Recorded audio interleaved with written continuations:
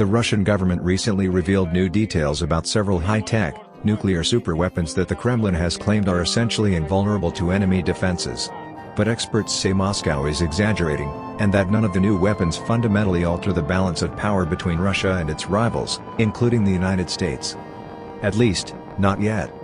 The new munitions do, however, introduce additional uncertainties and risks in the US-Russian relationship, Pavel Podvig, an independent expert on Russian weaponry, told me.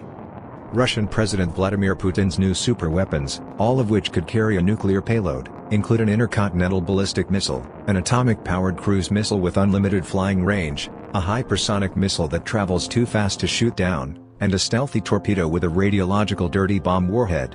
All of the munitions have been in development for years. Putin personally hyped several of them during a lavish official event in March that included video clips and flashy computer graphics. The Kremlin's more recent announcements, which took the form of stories in state media and official videos on YouTube, confirm that all of the weapons exist at least in prototype form. Everything seems real, Podvig told me. Putin characterized the new weapons as defensive.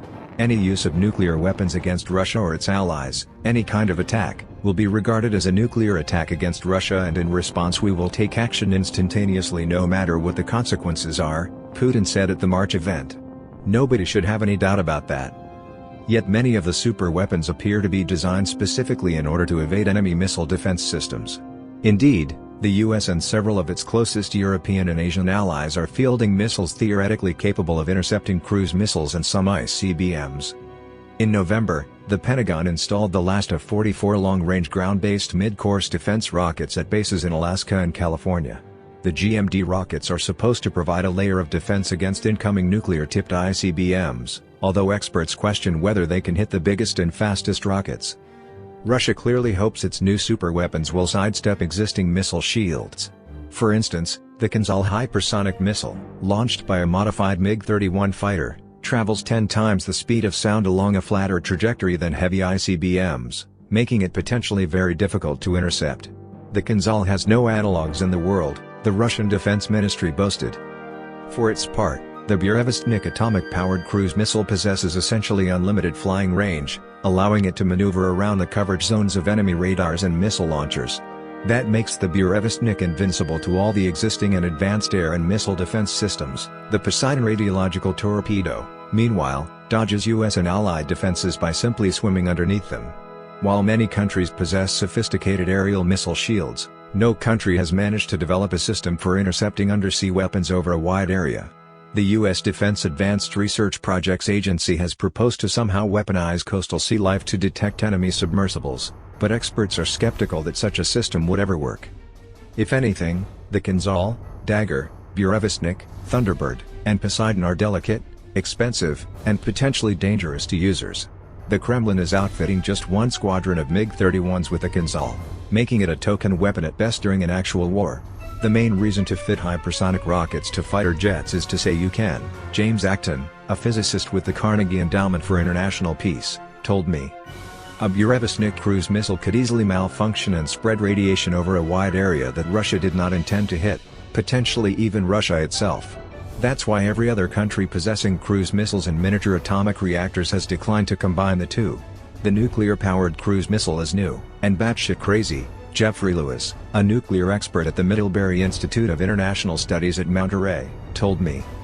The Poseidon radiological torpedo, meant to travel thousands of miles before contaminating a huge swathe of ocean and coast, likewise also sounds insane, Lewis told me. As for the new super munitions, just one, the RS-28 ICBM, is truly practical and likely to enter mass production. Moscow approved development of the RS-28 in 2009 as a replacement for the Cold War vintage R-36M, one of Russia's main nuclear-tipped rockets and a mainstay of the country's nuclear deterrent. The Kremlin wants the new missiles to be ready for possible wartime use as early as 2020. And despite earlier delays to the weapon's development, it just might meet that goal, if a video the Russian government posted with last week's announcement is any indication. The footage appears to depict a successful test launch of an unarmed RS-28.